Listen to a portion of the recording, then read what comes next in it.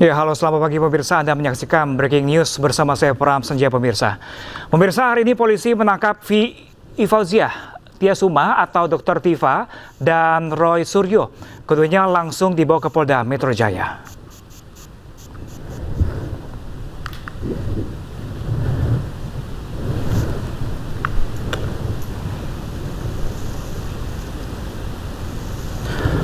Ya, pemirsa, Dr. Tifa dijemput polisi di apartemennya sekitar pukul 6:47 pada pagi tadi, di mana Dr. Tifa langsung dibawa ke Polda Metro Jaya. Kuasa hukum Dr. Tifa menyayangkan penangkapan ini lantaran kliennya selama ini kooperatif dan selalu hadir dalam undangan pemeriksaan.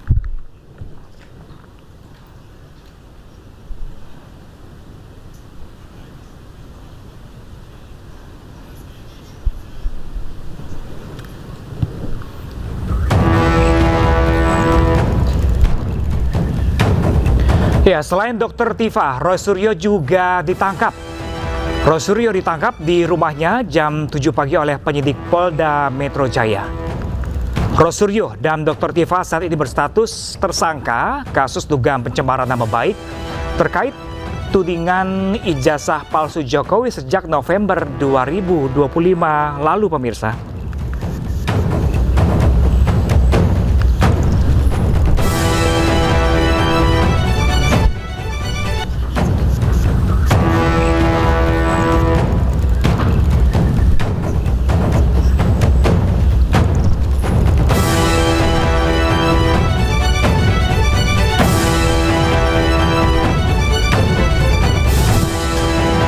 Ya, pemirsa, hari ini pemirsa, Jumat 19 Juni, sekitar pukul 7 pagi pemirsa, Roy Suryo dan juga Dr. Tifa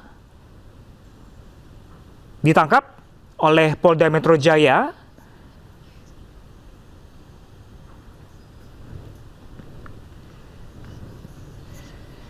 Di mana penangkapan Roy Suryo ini adalah tindakan represif yang mengonfirmasi hukum ada di bawah sedang mengusut kasus dugaan ijazah palsu Jokowi.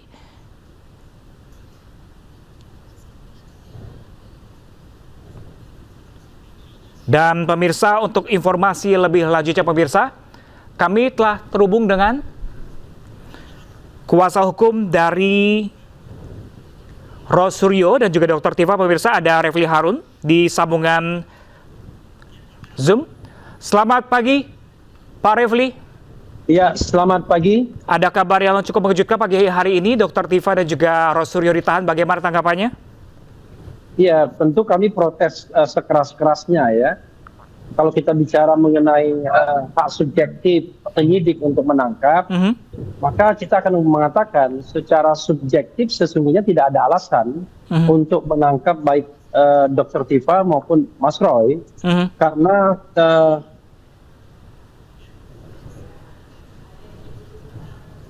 ya, pemirsa, komunikasi kami bersama Refli Harun selaku kuasa hukum Roy Suryo dan Dr. Tifa terputus pemirsa.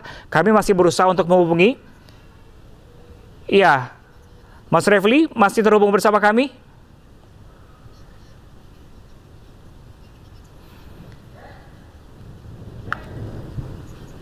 Ya, pemirsa, informasi kami dapatkan pagi hari ini pemirsa bahwa polisi telah menangkap Fauziah Tiasuma atau Dr. Tifa dan juga Roy Suryo, di mana keduanya ini langsung dibawa ke Polda Metro Jaya pemirsa. Disebutkan bahwa Dr. Tifa, ya pemirsa, kembali kami telah terhubung dengan Refli Harun selaku kuasa hukum dari Roy Suryo dan Dr. Tifa. Pak Refli telah terhubung bersama kami masih? Iya, saya mohon maaf nih karena telepon banyak masuk jadi mati-mati ya. Iya, tapi baik. nanti kalaupun Kami maklumi. Iya. Bisa Jadi, dilanjutkan. Kami protes keras-kerasnya atas penangkapan ini yang menurut kami sangat semena-mena ya. Karena walaupun ini adalah hak subjektif untuk menahan, tetapi kan sesungguhnya kan tidak ada alasan yang benar-benar bisa dipertanggungjawabkan untuk penangkapan ini. Misalnya bahwa klien kami ini baik Dr. Tifa maupun Roy Suryo itu kan sudah menjalani wajib lapor hampir 30 kali. Jadi tidak ada alasan kalau misalnya mereka dianggap akan melarikan diri misalnya, atau menghilangkan barang bukti, berupaya ya. Berupaya itu kan sudah diperbaiki sekarang istilahnya. Berupaya menghilangkan barang bukti karena semua barang bukti ada di penyidik dan mungkin sudah dilimpahkan kepada kejaksaan, dan juga alasan-alasan lainnya misalnya yang bisa disematkan kepada beliau berdua bahwa beliau pantas untuk dilakukan penangkapan. Itu satu. Yang kedua, ini kan kasus yang terkait dengan, kalau dalam pidana itu malah in prohibita, sesuatu yang dilarang saja, bukan kejahatan seperti korupsi, penjamretan, pembunuhan dan lain sebagainya. Ini kan sebuah hal masih ranah kebebasan berpendapat sesungguhnya. Karena itu sangat aneh dan menurut saya sangat tidak beralasan ketika kemudian ada penangkapan, dan kelihatan betul bahwa dalam konteks ini penyidik seperti dalam tanda kutip ya memenuhi pesanan pihak-pihak lain yang selama ini memprovokasi agar kemudian kedua beliau baik Roy Suryo maupun Dr. Tifa itu ditangkap dan ditahan. Nah, ini yang menurut saya penegakan hukum yang tidak rasional, tidak objektif dan tidak independen. Karena itu ya tentu kami akan selain memprotes keras, kami akan melakukan langkah-langkah hukum yang patut tentunya, termasuk juga ya mengabarkan hal ini kepada pihak-pihak yang berwenang.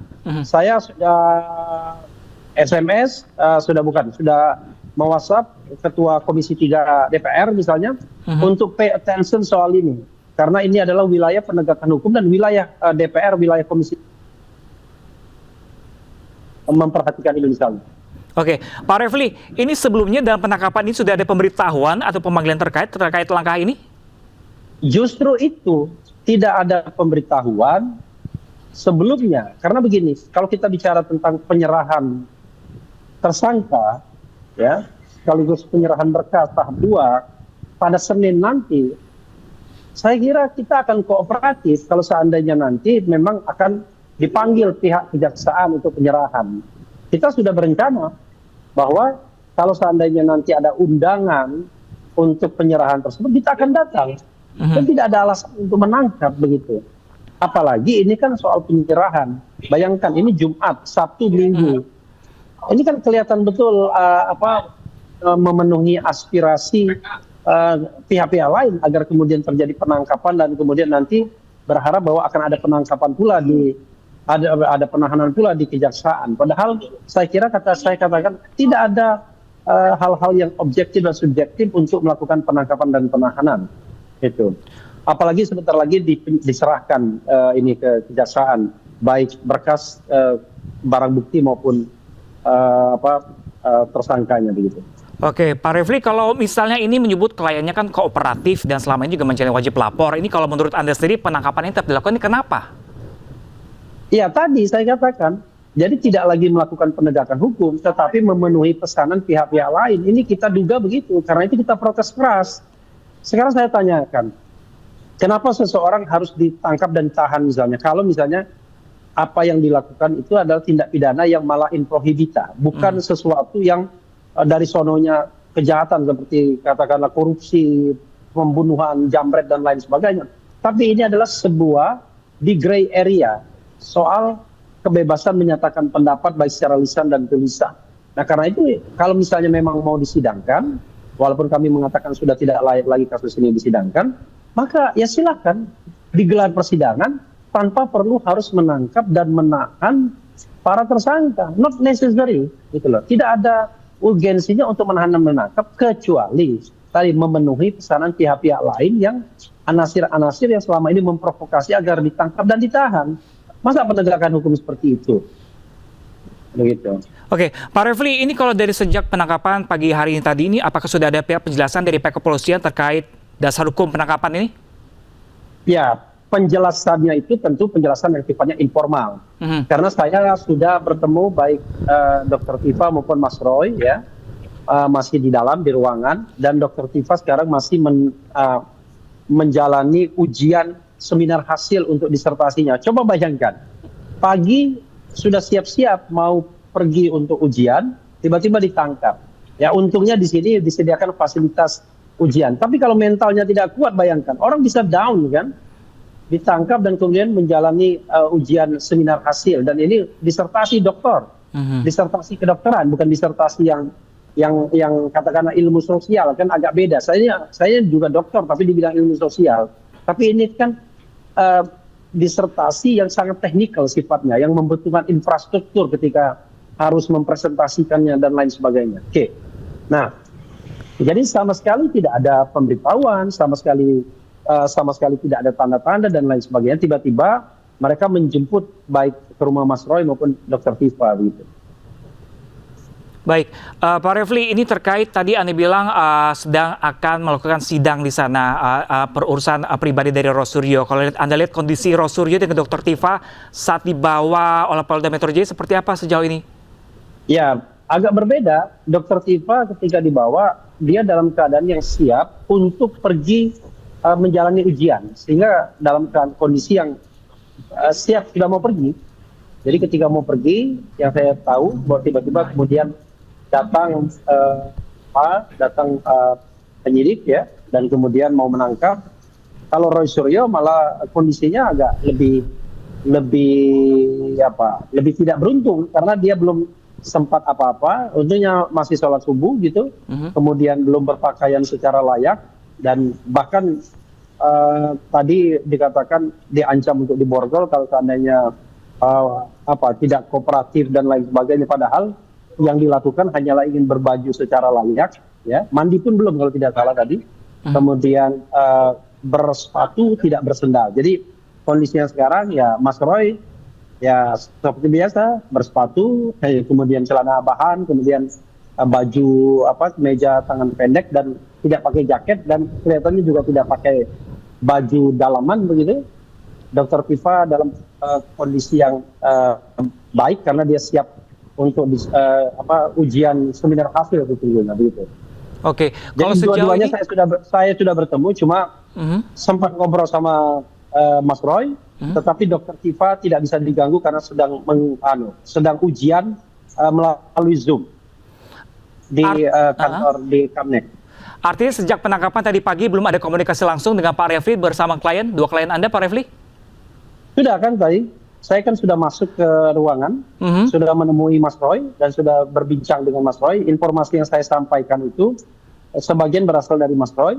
Kemudian kalau Dr. Tifa itu tidak bisa diganggu, tetapi saya sudah menemuinya dalam pengertian secara fisik, saya sudah melihat, dia juga melihat saya, tetapi dia sama sekali tidak bisa diganggu karena sedang ujian Zoom, sedang ujian seminar hasil.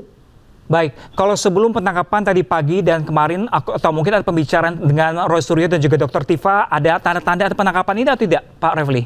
Enggak, sama sekali tidak ada. Saya sama Mas Roy itu baru berpisah kira-kira pukul 12:30 dini hari tadi, karena kita ada acara di Bandung bersama-sama. Jadi kebetulan kita satu mobil, dan kemudian baru berpisah pukul 12:30 dini hari. Ya pukul 1 mungkin ya, antara 12:30 pukul 1 dini hari di daerah Kuningan. Saya duluan pulang ya,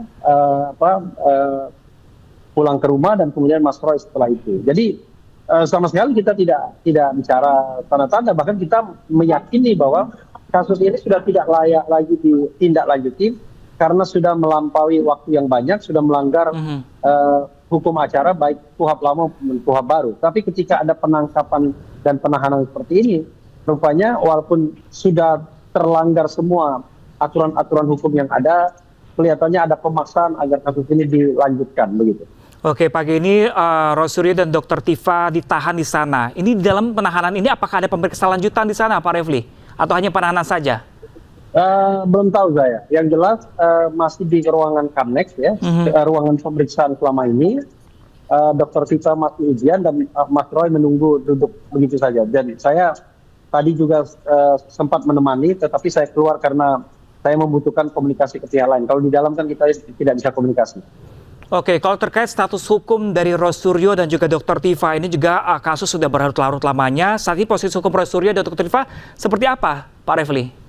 Ya, itu yang kami katakan ya, bahwa pertama kasus ini sejak dilaporkan oleh Jokowi pada tanggal 30 April 2025 itu sudah melebihi waktu 400 hari lebih. Sudah lebih dari 1 tahun. Dan ini tidak wajar untuk kasus yang sebenarnya tidak berat-berat amat. Ini kan bicara mengenai pencemaran nama baik, fitnah, yang dikaitkan dengan dugaan ijazah palsu. Dan itu kan bukan sesuatu yang berat untuk diungkapkan sesungguhnya kalau ada transparansi, ada menegakkan prinsip good governance, clean government kan begitu.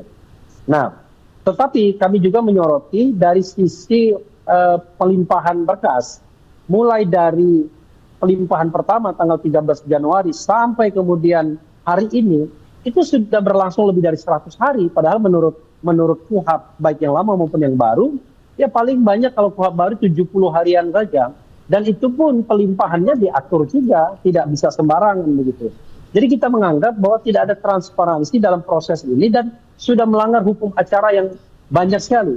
Bahkan kita menengarai baik secara material maupun secara formil dan material, itu pelanggaran-pelanggaran hukum itu sudah banyak dilakukan oleh penyidik. Karena itu kami menganggap bahwa kasus ini tidak lagi layak untuk ditindaklanjuti begitu, apalagi ditindaklanjuti dengan penangkapan dan penahanan. Oke, Pak Refli, lalu selanjutnya ini sedang dalam penahanan Roysuryo, baik Roysuryo dan juga Dr. Tifa. Lalu langkah hukum selanjutnya akan dilakukan tim kuasa hukum seperti apa nanti?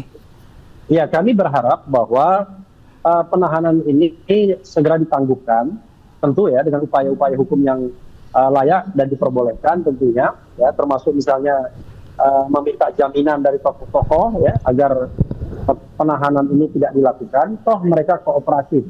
Selain itu juga, ini kan juga berkaitan dengan preparation, persiapan. Jangan lupa, Dr. Tifa dan Mas Roy ini punya katakanlah kewajiban untuk menjelaskan argumentasi mereka mengenai soal ijazah tersebut. Dan harus diberikan kesempatan yang layak agar kemudian dia mampu mempersiapkan. Karena semuanya tidak bisa akan diserahkan kepada pengacara. Ini soal ekspertis juga. Semuanya kita tentu membantu, ya, mengambil peran banyak.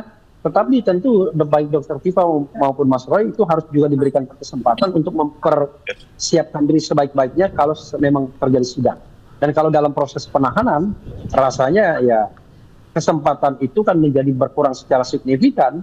Karena orang dalam tahanan tentu tidak bisa mempersiapkan diri secara lebih baik, terutama pasokan informasi, preparation, dan lain sebagainya. Padahal sekali lagi, ini kasus soal pencemaran nama baik, soal dokumen yang dianggap palsu, dan sehingga membutuhkan sebuah pembuktian yang adequate, yang memadai dari kedua belah pihak. Silakan jaksa penuntut umum nanti membuktikan, dan pasokannya sudah dari penyidik, tapi tentu baik Mas Roy maupun Dr. Tifa sebagai seorang expert, ya, seorang ilmuwan, seorang peneliti juga harus diberikan kesempatan yang layak selain didampingi oleh para penguasa, oleh penasihat hukumnya. Baik Pak Refli, terima kasih Pak Refli. Kami masih menanti update terbaru langkah selanjutnya dari penahanan ini. Terima kasih telah bergabung bersama kami di Breaking News. Doakan yang terbaik bagi penegakan hukum bangsa ini dan tidak ada kesewenang-wenangan atau semena-mena seperti ini. Baik, terima kasih banyak Pak Refli. Selamat pagi.